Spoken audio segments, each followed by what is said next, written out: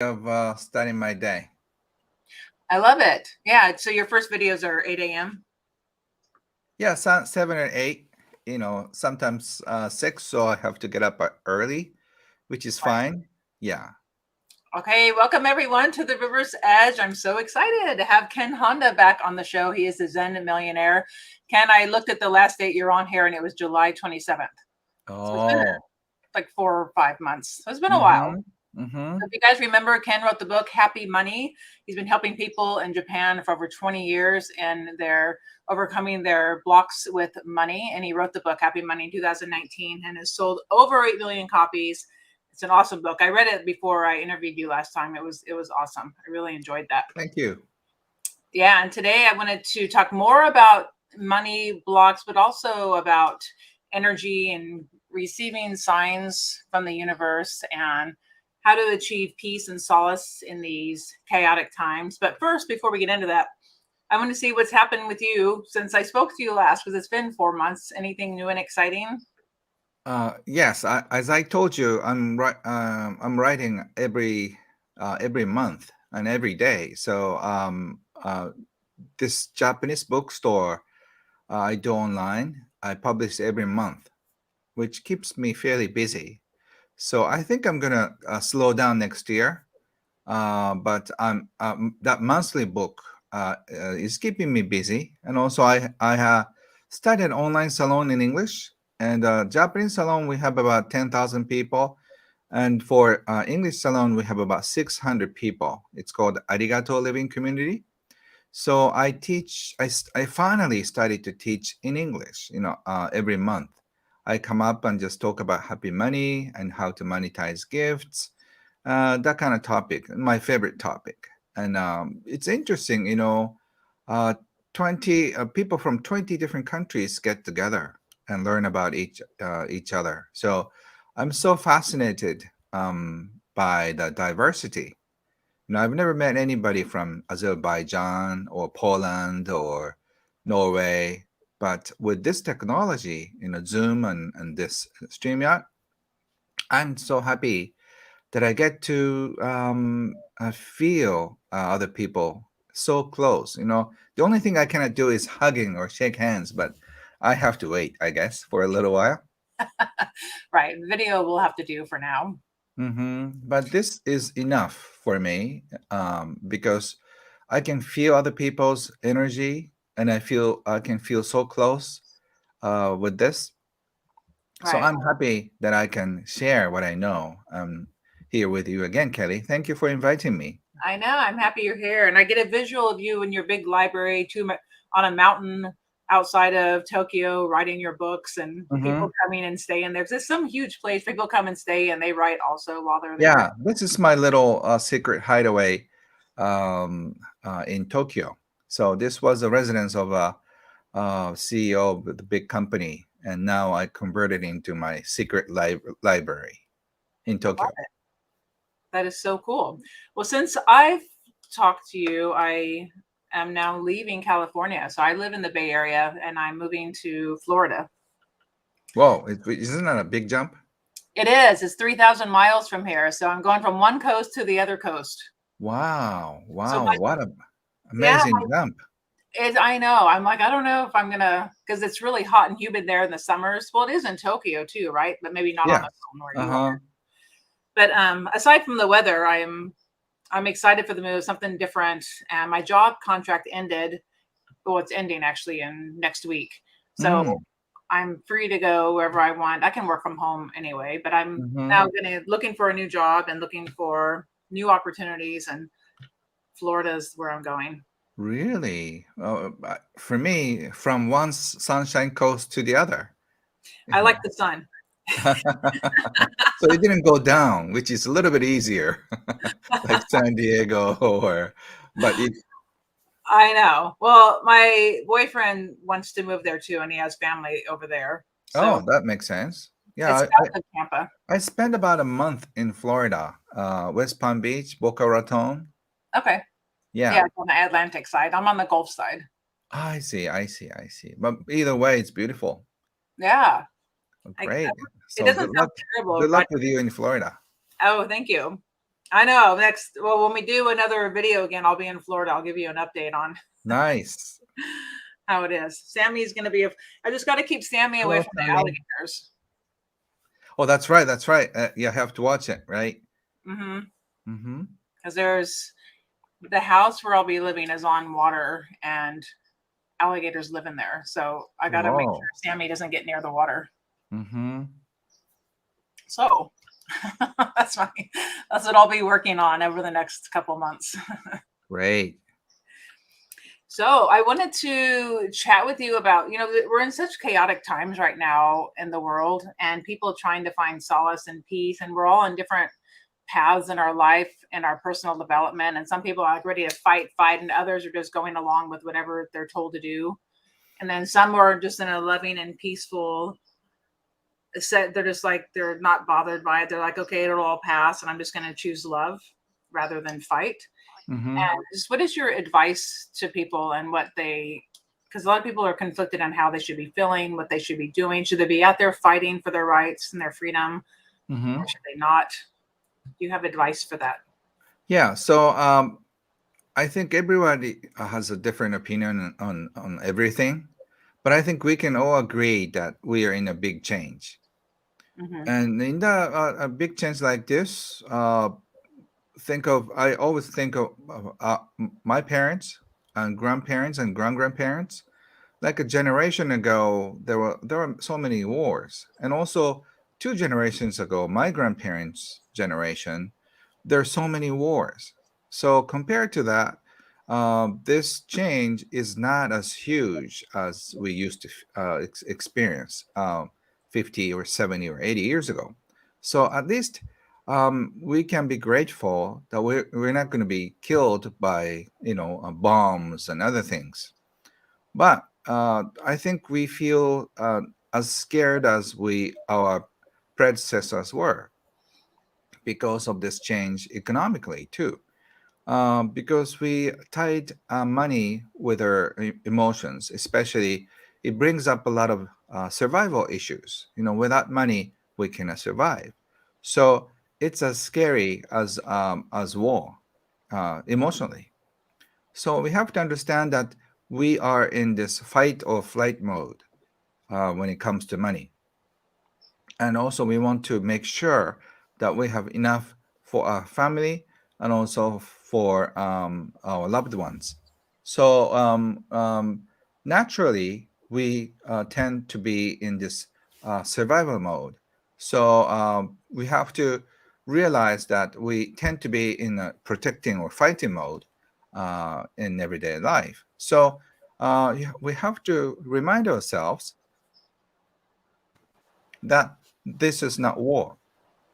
And also, any changes could either support you or devastate you. It depends on how you react to the change. For example, if your contract is ending, you can feel like, I'm so bad, that's why this is ending. And at the same time, if you can feel like, oh, God or something higher is blessing me to kick me, and so I get going to another Sunshine City. So like, oh, that's an interesting thing, and I Relief, I think this God has a good sense of humor. Sometimes, for you sure. know, they throw a curveball, and then like, oh, I don't like it. Oftentimes we don't like it because we want to hang on to old us. Like when I was doing accounting and consulting, you know, I wanted to stay in the job, but I got kicked out sort of by so many different forces.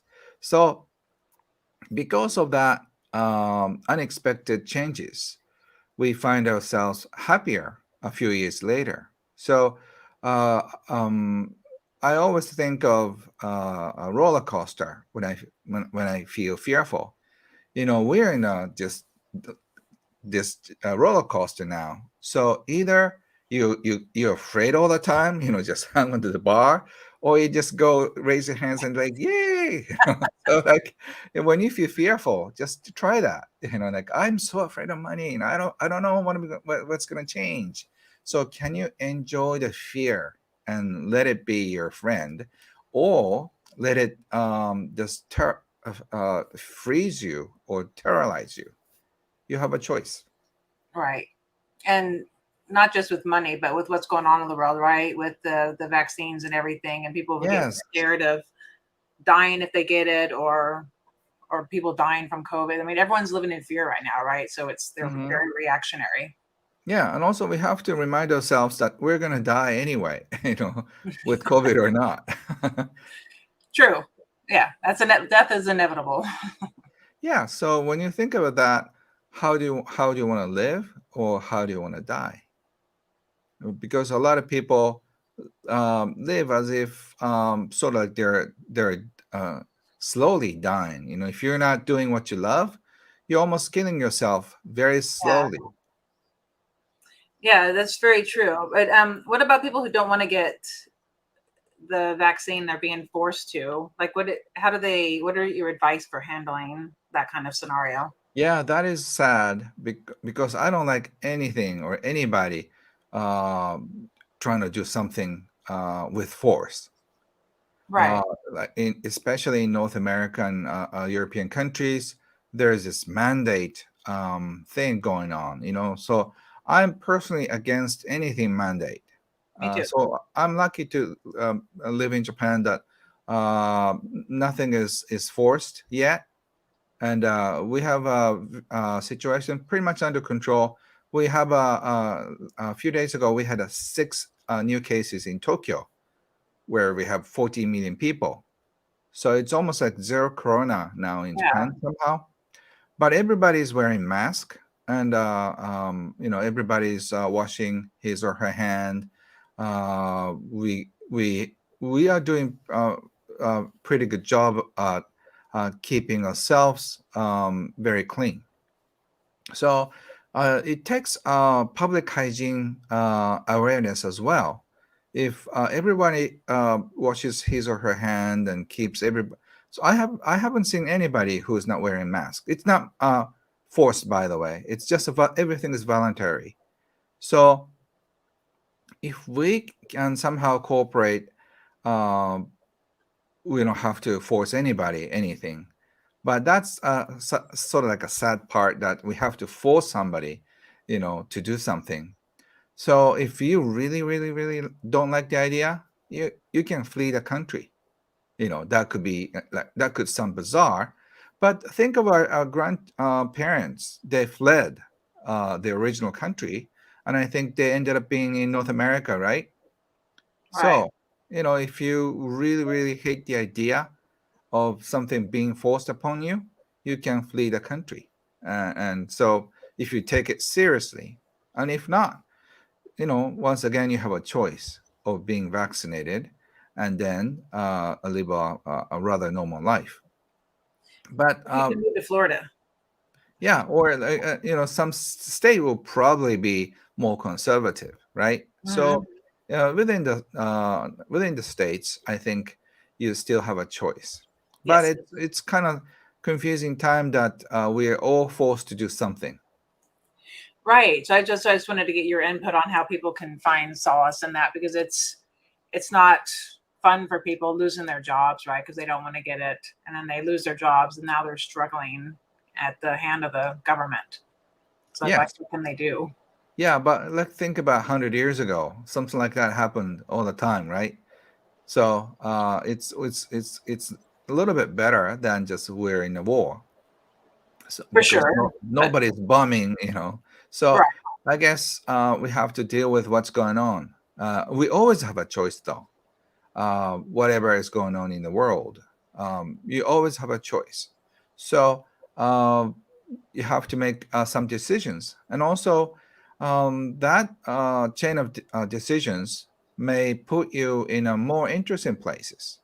So, you may move to, say, Costa Rica or other places, and then you may find the love of your life. So, if that happens, you probably uh, uh, appreciate U.S. government to, give you mandatory shots. Like, because of that, you could meet somebody so beautiful. So, I take it that way. Right. So look at your, not everyone has the money to move to another country though, but just look at it from a different perspective and look at things differently. Yeah. I understand. So I wanted to also talk about people finding their calling and their passion in life when they're stressed with paying the bills, so they're in debt, then they really focus on what they love, but they don't know how to get there, or they don't even know what their passion is. Like, Hmm. what's your advice on how to do that? Because I know you talk to a lot of people on finding their passion. Yes. Yeah. So once again, I cannot force anybody to find what they love. Some people say, "Can just force me to go into the direction of what I want to do." Or if somebody asks me, "Ken, what do you think I love?" I don't know. I don't know if he likes watermelon or bananas, or it. You know, I really respect your personal space and also what you like.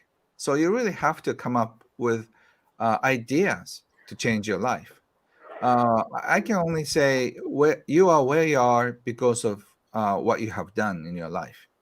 So when we are born, we are given some cars, right? Some are good, some are bad, but we keep exchanging cars. We have to play the game, what we call money game. Mhm. And I know very wealthy. Uh, um, I have many friends who are born very wealthy, but by exchanging many cars, some people lost everything. And I know my very wealthy friends who started with nothing. He started off from orphanage, so he had no cars, maybe one. But he, after 30 years or 40 years, he ended up with millions of dollars. So, um, some people have bad cars, others good cars, but it doesn't really matter because it's how you play the game. Right. So if you really want to start from the bottom, you could, but the chances are, as you know or feel, not very high. So if I were you, I would start researching on people who started out from where you are, similar cases, and then he or she ends up in a much better place. What has he done? What has she done? And if you sort of followed what he or she has done, you can do the same thing. So the most important thing is your curiosity. Can you be curious about that you can be something different? Like I knew nothing about writing 20 years ago. This is my 20th anniversary of my writing, writer's career, and I had no idea if some psychic person showed up 21 years ago, and if she said, Ken, I think you're going to be a writer and a very successful one. I'll probably laugh. And I joking, I'm doing accounting, get lost. Like Right. I wouldn't probably believe it. But I had this vision and then I follow my heart. And at the beginning, I had no idea. I didn't even know how to start. So I started typing on my computer. And then that led to a chain reaction of 8 million books. So you have to start from somewhere. And if you have this curiosity, if I just keep doing this, where is this going to take me? And then something happens. Something very small happens. And then one thing, the other, and the third one, and the fourth one. And if you keep opening the doors right in front of you, choose the most exciting ones, choose the most scary ones, and then do that 20 times more, you find yourself in a totally different place. So don't get discouraged. Don't get desperate. Just feel relaxed and get curious. Yeah, I agree with that. I think it's the more new experiences you have, the different perspective you have on life, and then you make different decisions. But if you stay Mhm. in your comfort zone all the time and never make any big changes, then not much is going to change in your life. Yeah, and it's the same for upper middle class people too. If you don't just change, you're going to end up worrying about the bills. Just bills numbers of the bills are a little bit higher than the other people, and the stress is the same. And what's interesting is that even the wealthiest people in the nations, they're also feeling very stressful around money. With the stocks going up and down, Right. you feel like physical pain in your body. If you don't have any stocks, you have no worries, right? So Right. Do you ever get stressed with money? I do a lot. Actually, I worry about money too. It's a conditioning in us that we're forced to worry about something. But also, I worry about climate change when I see a wildfire on TV and the flood somewhere. And also, I'm worried about my daughter's future, my wife and myself, my health. But just only one instant. It sort of comes and goes. Right. I'll just always check myself. Is this something I should worry about? Because worry is a good sign that I need to be careful. So, okay, I should check this. I should check that. So I think worrying is good as long as it's a short term. But so it's not haunting me. Did you ever go down the road of reprogramming your subconscious, like the Bruce Lipton and Dr. Joe Dispenza work? Yeah, I do that all the time because um, when just figured out that I have this blueprint in myself, like, oh, after all this work, all these years of work on myself, I still have some issues left about money or people or resentment to people who go into addictive pattern like my father did. So I have a big compassion for those people who are in this dark places because my father was in there, and parts of myself was in there. So as much as I have compassion, I hate them for being there, because it hurts. So I have a lot of issues too. As long as I'm alive, I think I do. So I keep revising what I am. So I'm like Ken Honda 34th edition. I like it. So you're making progress with each new edition, right? Yes. So like I'm a little bit better, but not perfect. But that's why I love about myself. That's why my readers and fans love about myself because I'm vulnerable. I cry when I watch TV. So I'm vulnerable. I'm not perfect at all. So You're very likable. You're such a heartfelt guy, and to see you in accounting is like, what? I don't know. You in accounting, I don't see it. right, yeah. I had a shorter hair, nice suit. You know, The tie. um, yeah, tie. But my first marriage really broke everything. I appreciate my first wife to do that. So she crushed my heart, and then everything started. So I thought that's the worst thing happened in my life at the moment. I cried for weeks, but because of that, I'm feeling more. So do you think her cracking the heart then is able to let light in and then learn from it and grow from it? And Yes, I couldn't feel anything. It's almost 30 years ago when that happened. So because of my uh, father situation, I think I froze my heart. But then I think I started to feel again. So yeah, feeling hurts, and but because of that, I'm feeling happy, and also I'm feeling sad. So some people want to feel the positive part, but our heart doesn't go that doesn't it's not made that way. We feel both. We feel both emotions, positive and negative. yeah. When I first started doing work on myself a long time ago, like probably 15 years ago, I was under this impression like, oh, I'll do all this work and then I'll have no more problems in life. I'm going to work out every issue and then everything's going to be amazing. And like, Uh-huh. that's not how life is. It's like, you got to learn how to not be so reactionary and take life as it comes and Yes. learn from your lessons. And I was so naive to think that I would be able to solve all my problems. Yes, true. So I haven't solved all my problems yet. So how can I fix other people? That's impossible. But well, you don't fix it, right? You're inspiring them and they learning from what you've Yeah, but the fact that I'm sharing, I'm not a perfect product. I'm a damaged goods still, you know. everyone is though. So that's what encourages people. Yeah, Even though I'm afraid every day, I'm afraid that my next book will not sell well. You know, I sometimes I can't sleep. But because of that, I'm more alive. I'm more human.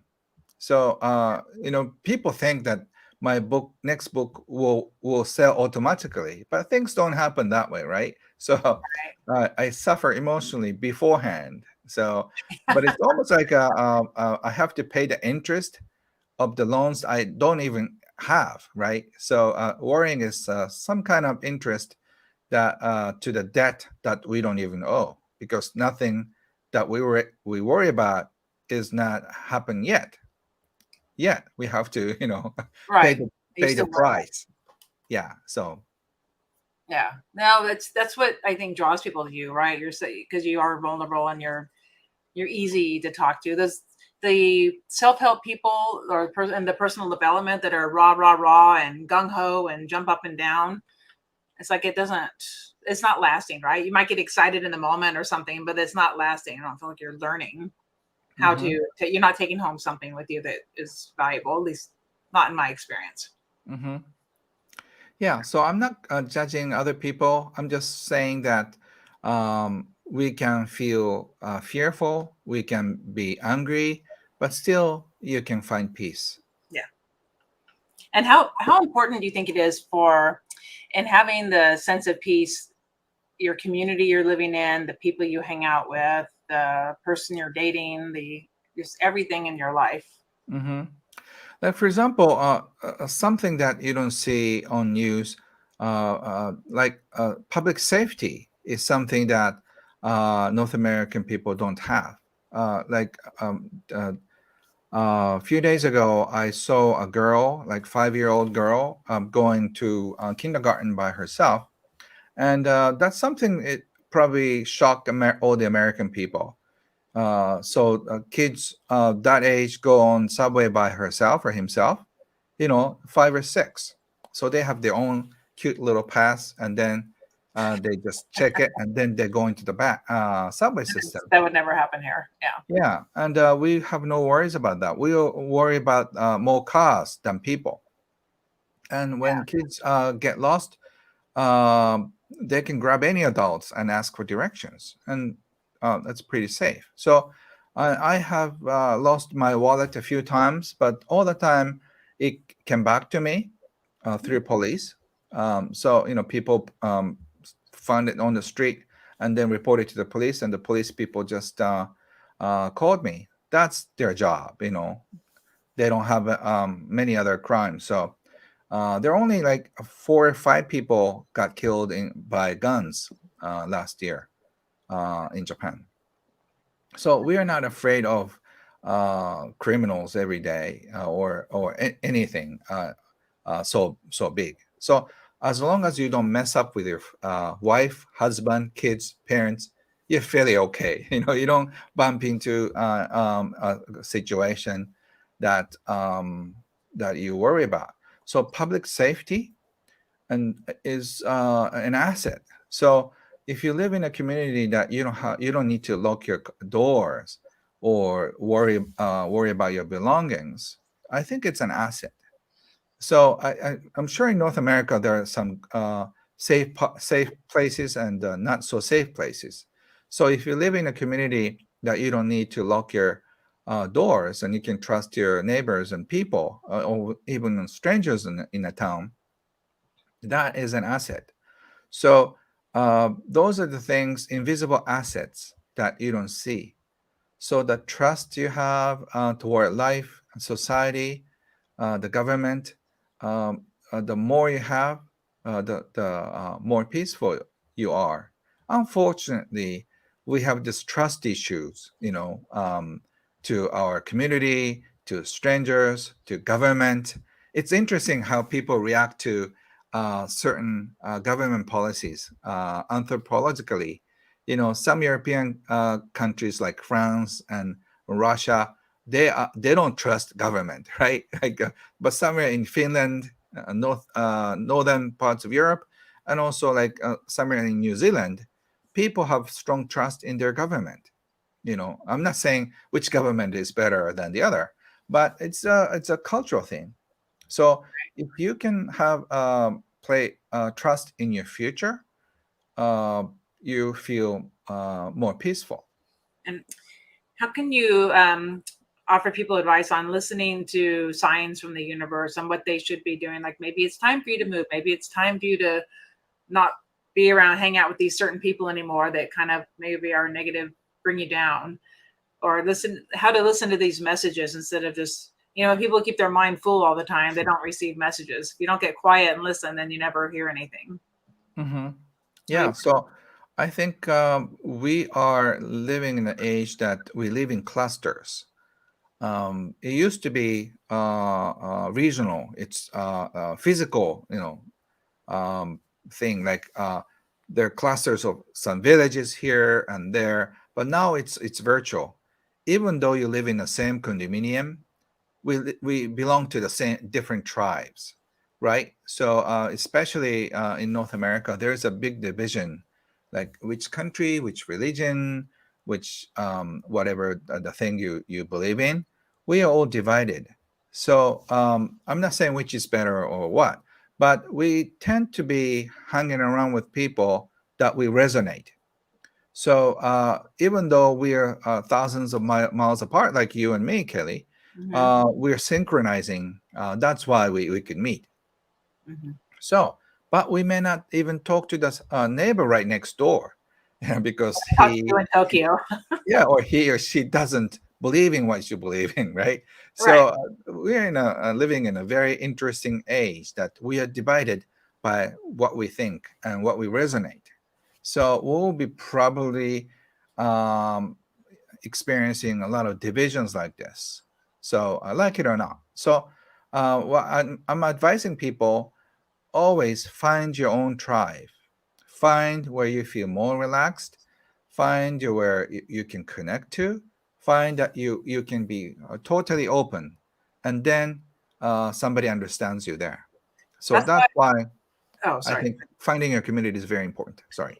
Yeah, and that's why I want to go to Florida, right? Because that's why I'm going there because I think it'll be more like-minded people there. California can be very liberal and very mask happy.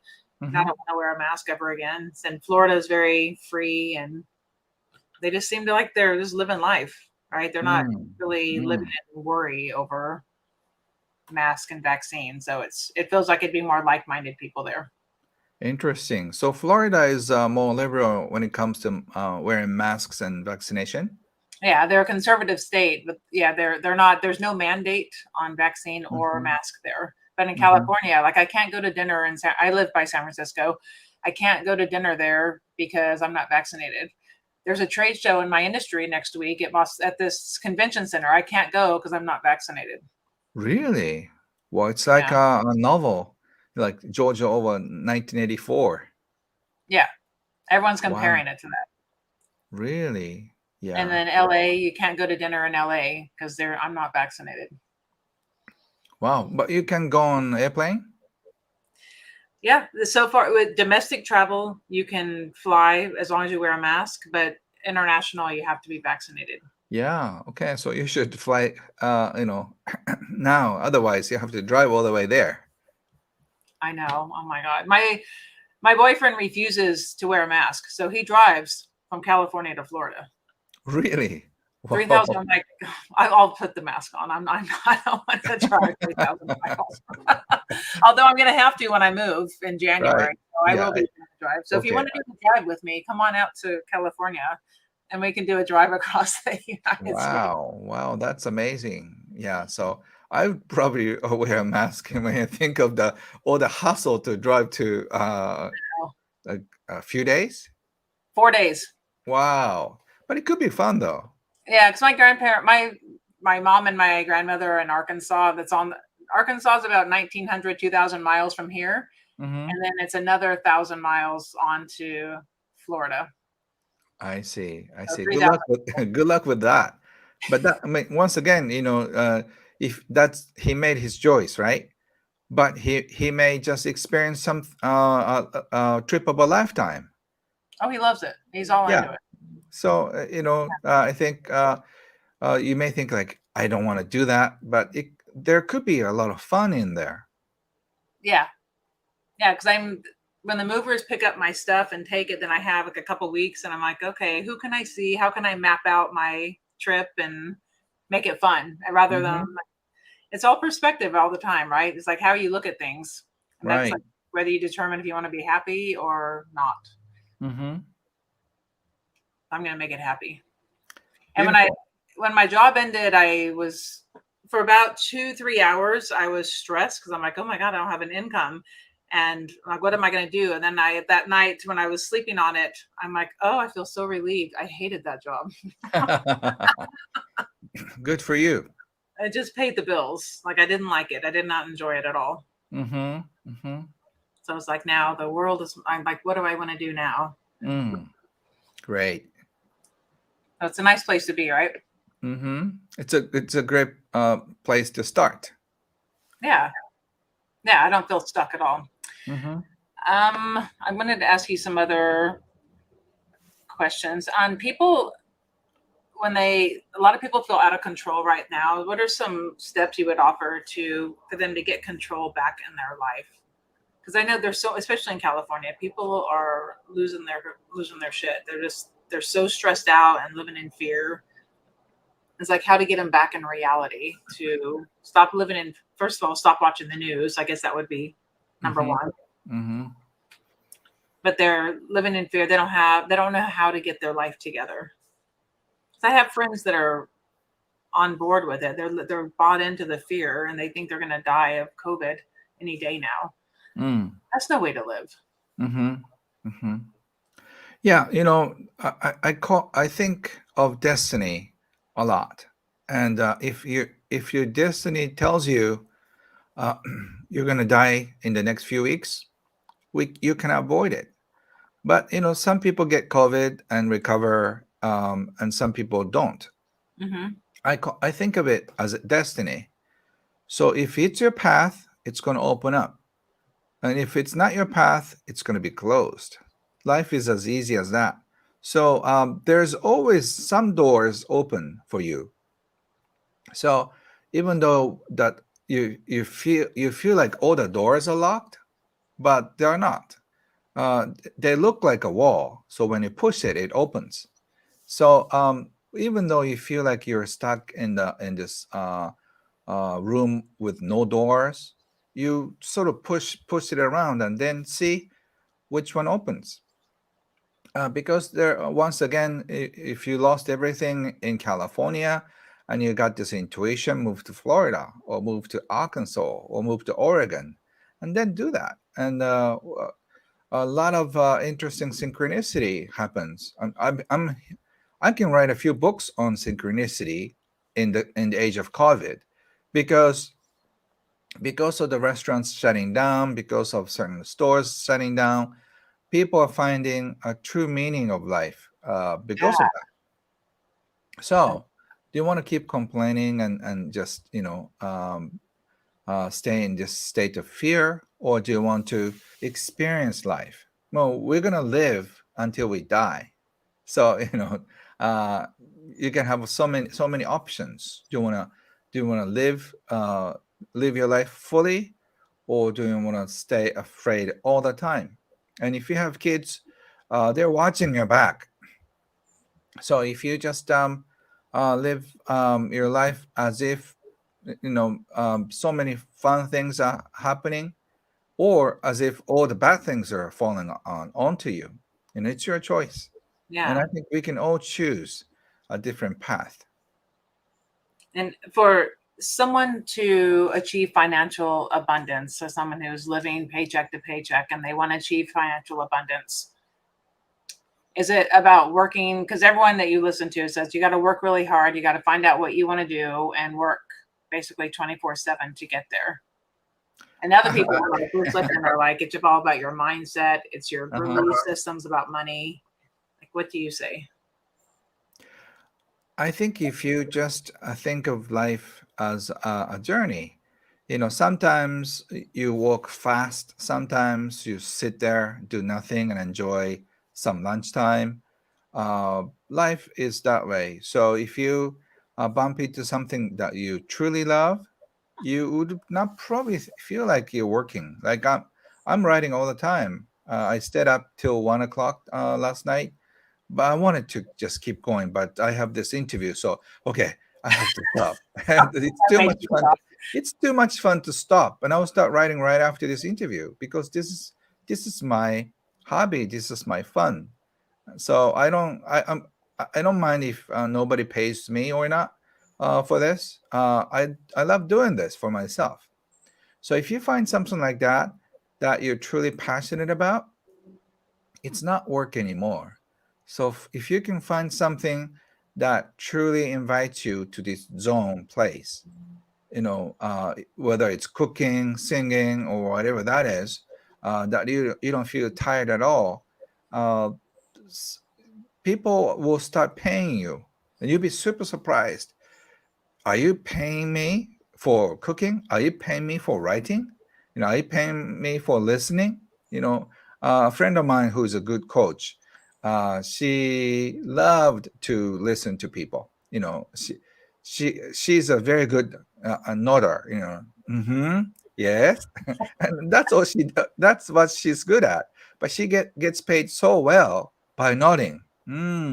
Wow, She does not offer advice. Yeah, she just listens. She's a great listener. So in front of her, you feel your heart opens. You want to talk about your issues, and then after just talking with her, your priorities are just set. You feel lighter. You feel together. And if you have a skill of nodding, you get paid a few $100s, right? So just find your calling. If you love talking, talk more. If you love listening, you should listen more. So by doing that, you find a place that the right place. You feel this is the right seat for me. It's reserved for you. So when you find a seat like that, you find true calling, and that place will just keep you fed, you know, give you all the necessary things for your life and a little more luxury. I like that. I like that. I'm definitely more of a listener than a talker. Even though I do this YouTube channel, I'm definitely more of a listener. So your skill, Kelly, of interviewing people will bring in new clients and new something for the future. So being a great listener helps. Hmm. A lot of people think you have to be a great speaker. Right. And I'm not. So Yeah, and I I will. find yes, I find out that in North America, more people want to talk. Yeah, So they do, especially in my field in sales. It's like they're yeah, all talking. I'm like, but you don't learn anything when you're never shut up. yeah, I know. I've coached many top salespeople, and I just only find two categories: talker, listener. Talker can be very persuasive, right? Like Very. typical image, right? But also they're a listener type too. They listen to their clients and customers, and they just figure out what they want, and then just offer something, and then close a sale. So there are two type of top sales. So you don't have to be a persuasive talker. Right. 'Cause they both work. Yes. So you have to find out which one you are. It's funny. I had an interview this morning for a job and in my old industry. And I really like this guy. He's the VP of sales at this company. And he says he looks at all the salespeople and he realizes they all have different skill sets. He doesn't expect everyone to be perfect at everything. Some are better at technical abilities, some are better at relationships. And it's nice because all the companies I've ever worked for, no one's ever acknowledged that. They want you to be perfect in every area. Mm. And I was like, wow, someone's actually like awakened with the truth of like we're not all perfect. Mm-hmm. Like you just said, and he pairs up the people with their attributes and whatever areas they're lacking in. He wants to help them grow in those areas. It was refreshing to talk to someone who sees that. Nice. Nice. But life is that way. We are blind to see what's going on. And I'm not perfect, but I'm good at speaking, listening, and writing. So if I just if I'm good at three, I'm okay. I cannot do many other things. Three's pretty good. I'm good at loving my dog and listening. Yeah, so you could do a therapy, session with a dog, with Yeah. Sam. You're gonna make a good body, right? Yeah, true. He'll just sit there and sleep, but he gives off the good vibes. Yes, I can feel more relaxed too with Sam sleeping on the couch. Sleeping on his little bed here. Yeah. Oh, that's awesome. Well, thank you so much. I don't think I had anything else to cover. I appreciate you coming on, and it's always nice. Oh, I did have one thing. You said in one of your videos one time, like your money has a bed at home or Yes. something like that. What does that mean? Oh, a student of mine brought something like this big, and it's made of a tatami mat, and then there's this futon. It's a little blanket over there, and then you're supposed to put your wallet in. She thinks our wallets deserve good sleep. So if it's in my purse, I take it out of my purse. Yeah, and then put it on a this small bed, like a bed for doggies or Right. cats, and then put a wallet into this bed and just say, "Rest well." I thought it's so cute. That's funny. Triple, double in size by the morning, and Yeah, it'll be like this. I love it. I have let me see. There's people making comments on here. I've not been able to read all of them. A lot of people were saying nice things about you. And then this one guy wants to know what your belief on flat earth is. Mark Basket. That's shocking that he would ask that. He loves flat earth conversation. Do you have any thoughts on that? Can you say it again? He wants to know, you can read on the bottom here. He wants to know your beliefs on flat earth. Oh, flat Earth? Yeah. Do you What do you think the mean? earth is flat? It's Well, probably if you something to think about all the time. okay, if you think our Earth is flat, I think it is. But if you have different views, maybe it's round. So you think it's flat? No, no, I'm not saying anything. And if you think I the Earth is thought flat, you did. it's flat for you. But for other people, who especially if you fly all the way, around and then come back, the Earth is not flat, right? So different realities for different people. Yeah, I agree with that. I like that. And I don't think there's any other, you guys don't have any other questions for Ken. There's no one. I got a lot of comments that they loved you coming on last time. So thank you for coming back. Really appreciate it. Thank you. I'm just sending a lot of love, happy money energy for your life. I hope your life will be filled with happy memories and happy money. Oh, thank And you. good luck with new life, Kelly.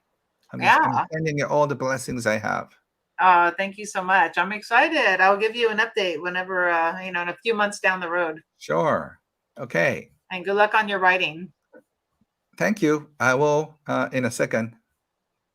All right. And thank you guys for tuning in. Thank you so much. And I'm sorry I haven't been on in a few months. I've been traveling a lot and then I've been gone for 2 months and just focused on other things. So I'm hopefully start doing videos again. Yes, you should. Okay. Thank you, everyone. And thank you, Kelly and Sam. Bye now. And bye.